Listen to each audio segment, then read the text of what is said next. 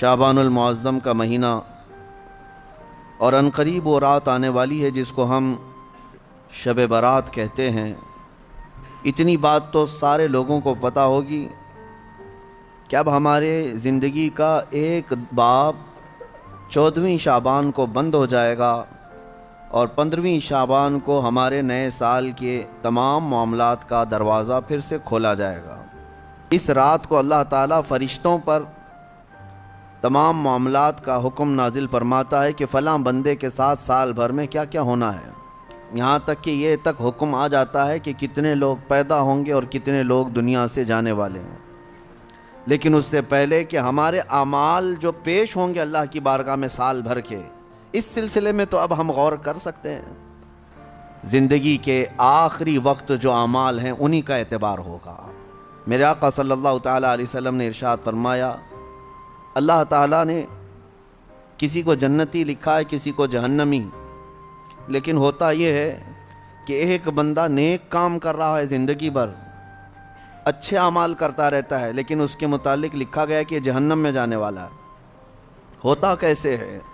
فرمایا گیا موت کے آنے سے چند دنوں پہلے یا چند لمحوں پہلے وہ ایسے گندے کاموں میں مصروف ہو جاتا ہے جو جہنم کی طرف لے جاتے ہیں، انہی کاموں میں اس کی موت ہوتی ہے اور خاتمے پر ہی سب کچھ دار و مدار ہے، پھر اسے دوزخ کی طرف لے جایا جاتا ہے۔ اور کسی کے متعلق اللہ تعالیٰ نے جنتی لکھا ہے جبکہ اس کے کام برے تھے۔ فرمایا گیا کہ وہ برے کاموں میں مصروف تو رہتا تھا، لیکن موت سے پہلے اچانک وہ اللہ کی طرف آ گیا، یہ محافل میں بیٹھنے لگ گیا، اور اسی اثنا میں اس کی موت ہوئی، تو آخر میں جو کچھ کرتا تھا اسی کا اعتبار کیا جائے گا اور اسے جنت بھیج دیا جائے گا۔ میرے عزیزوں، اب 15ویں شعبان سے پہلے اس سال جو کچھ بھی گزرا ہے اس پر اب ایک دروازہ بند ہوگا اور اللہ کی بارگاہ میں اس سال کی کتاب پیش ہوگی، یعنی شمسی سال کے اعتبار سے، انگریزی مہینوں کے اعتبار سے 2022 اور 23 انکم ٹیکس کا حساب ایسے ہی چلتا ہے، 20-21 21-22 22-23، اس طرح سے آپ کا 22 اور 23 کا حساب 4 دن کے بعد اللہ کریم کی بارگاہ میں جانے والا ہے۔ ہو سکے تو جیسے ہمارے بزرگوں کا معمول ہے، ہم 14 شعبان کو بھی 15 شعبان کو بھی روزہ رکھ لیتے ہیں۔ وجہ کیا ہے؟ بعض لوگ خامخواہ ہم سے بحث کر رہے ہیں، اس کی دلیل کہاں ہے، اس کی دلیل کہاں ہے، یہ کہاں سے ثابت ہے، وہ کہاں سے ثابت ہے۔ ان کو شب برات کے روزوں کے متعلق بڑی عجیب سی بات ہے۔ بات صرف اتنی سی ہے کہ ہماری تمنا یہ ہے کہ ہمارے اعمال جب اللہ کی بارگاہ میں جا رہے ہوں 14 شعبان کو، اس وقت بھی ہم روزے کے عالم میں ہوں، اور جب ہمارا نیا سال شروع ہو رہا ہو اس وقت بھی ہم روزے کے عالم میں ہوں۔ کیا یہ بہتر طریقہ نہیں ہے؟ اسی لیے بزرگوں کا معمول رہا کہ اس سال جو بھی چلا، جیسا بھی گیا، گزرا تو ہے، لیکن اخیر وقت کچھ ایسے اعمال کر لو کہ اللہ کی بارگاہ میں جب یہ پیش ہوں تو تمہارے لاسٹ امپریشن کو دیکھا جائے، تمہارے آخری اعمال کو دیکھا جائے کہ آخر میں یہ کیا کرتا تھا۔ اللہ نے قرآن میں فرمایا ہے، دوڑو اللہ کی طرف، ففروا الی اللہ، اللہ کی طرف دوڑے دوڑے آ جاؤ، سابقوا الی الخیرات، نیکیوں کی طرف دوڑ بھاگ کرو، جتنا ہو سکے بھاگو۔ صحابہ کرام رضوان اللہ تعالیٰ علیہم اجمعین میں اس بات کا تو کمپٹیشن ہوتا تھا، وہ نیکیوں میں سبقت لے جانے کے لیے ایک دوسرے کے آگے بڑھنے کی کتنی تمنائیں کرتے۔ سیدنا ابو بکر صدیق اور حضرت عمر فاروق رضی اللہ تعالیٰ عنہ کا معمول یہ تھا کہ حضرت عمر کہتے ہیں میں ڈھونڈ ڈھونڈ کر کے مدینے میں کچھ ایسی نیکی کرنا چاہتا تھا جو ابو بکر نہیں کرتے، کہیں پر بھی ان کے برابر ہو جاؤں یا ان سے آگے بڑھ جاؤں۔ بڑی مشکل سے حضرت عمر کو ایک گھر ملا، ایک بوڑھی عورت جس کا کوئی نہیں رہتا تھا۔ حضرت عمر نے طے کر لیا کہ اس کے بیوہ عورت ہے، اس کے گھر کا سارا کام میں کر دوں گا، کسی کو پتہ بھی نہ چلے۔ وہ فجر میں نماز کے بعد جا کر دیکھے تو اس عورت کا سارا گھر کا کام پہلے سے کیا ہوا ہے۔ دوسرے دن آ کر دیکھے وہی حال تھا۔ حضرت عمر کہتے ہیں تیسرے دن میں اذان فجر سے پہلے ہی چھپ کر دیکھنا شروع کیا کہ آخر اس کے گھر کا کام کرتا کون ہے۔ کہا ایک چادر اوڑے ہوئے ایک شخص آیا، گھر میں داخل ہوا، جھاڑو لیا، جھاڑنے لگا، ساری چیزیں ڈھنگ سے رکھنے لگا، اذان ہونے لگی، وہ اس عورت کے گھر سے باہر نکلنے لگا۔ حضرت عمر کہتے ہیں میں قریب جا کر چادر ہٹایا تو ابو بکر صدیق تھے۔ حضرت عمر کہتے ہیں میں کبھی آگے بڑھ ہی نہیں سکتا، میں جہاں کوشش کرتا ہوں اس سے پہلے حضرت ابو بکر پہنچے ہوئے ہوتے۔ جب آپ کی خلافت کا وقت تھا تب آپ نے اعلان کیا، حضرت عمر فاروق نے، کوئی ایسی نیکی جو ابو بکر کرتے تھے اور میں نہیں کر رہا ہوں تو لوگوں مجھے بتا دو تاکہ میں برابر ہو جاؤں۔ کسی ایک صاحب نے کھڑے ہو کر کہا حضرت ابو بکر جب خلافت کرتے تھے ان کے زمانے میں وہ سب کے حقوق ادا کرتے، لیکن روزانہ وہ دوپہر کے وقت اپنے ہاتھ میں توشادان لے کر جنگل کی طرف جاتے اور پتہ نہیں کسی کمزور یا کوئی معذور یا محتاج کو کھلا کر آتے، لیکن ہمیں یہ نہیں معلوم کس کو کھلاتے تھے۔ یہ حضرت ابو بکر کا معمول تھا۔ دوسرے دن حضرت عمر نے اپنے گھر سے توشادان لیا، روٹی سالن، اور لے کر اسی جنگل کی طرف چل پڑے۔ وہاں کس کو کھلاتے تھے کیا پتہ، دن بھر ڈھونڈتے رہے، کوئی ملے، کوئی نہیں ملا۔ شام کا وقت قریب آ رہا تھا، ایک پہاڑ کی چوٹی میں ایک غار سے کسی کے ذکر کرنے کی آواز آ رہی تھی۔ دوڑ کر جا کر دیکھا کہ کوئی ہے یہاں پر مجبور۔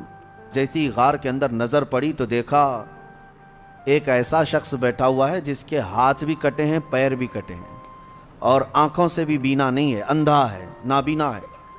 اتنی معذوری کے عالم میں اگر کوئی بیٹھا ہوا ہے اور غار میں، تو حضرت عمر کہتے ہیں مجھے تو یقین ہو گیا کہ یہی وہ بندہ ہے جس کو حضرت ابو بکر کھلایا کرتے تھے۔ حضرت عمر کہتے ہیں میں گیا، چپکے سے جا کر بیٹھ گیا، میں نے آواز بھی نہیں کی تاکہ اس اندھے شخص کو یہ معلوم بھی نہ ہو کہ کون کھلانے آیا ہے۔ آپ نے روٹی توڑ کر سالن میں بھگوئی اور اس اندھے کو منہ میں روٹی رکھی۔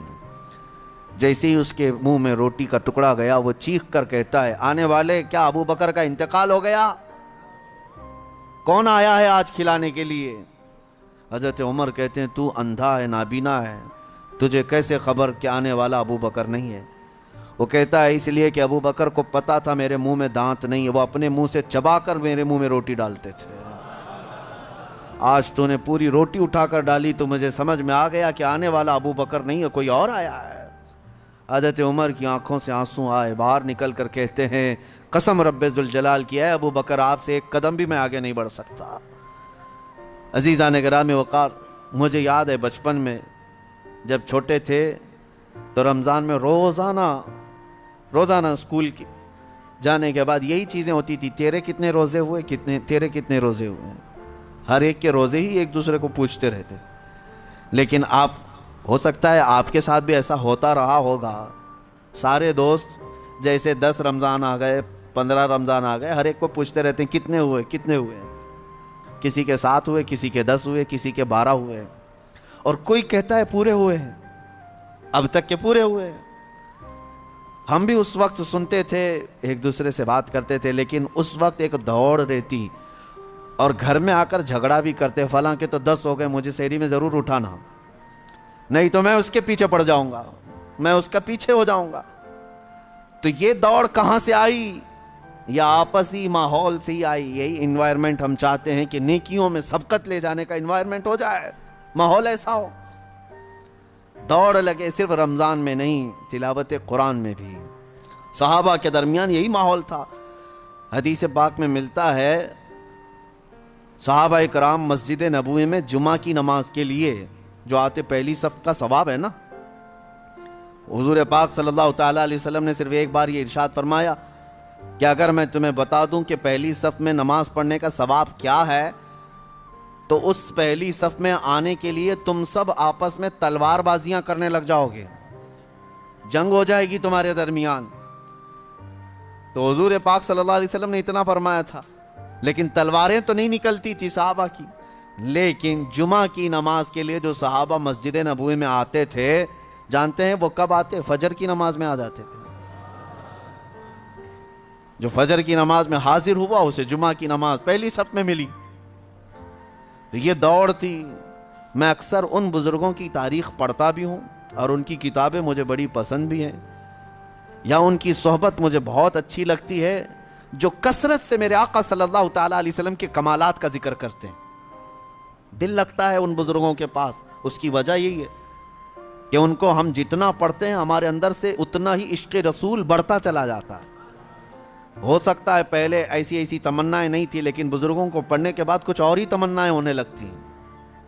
ظاہر سی بات ہے، پیر مہر علی شاہ رحمۃ اللہ تعالیٰ علیہ، اعلیٰ حضرت امام اہل سنت فاضل بریلوی، یہ مدینے گئے تھے حضور پاک صلی اللہ تعالیٰ علیہ وسلم کی بارگاہ میں.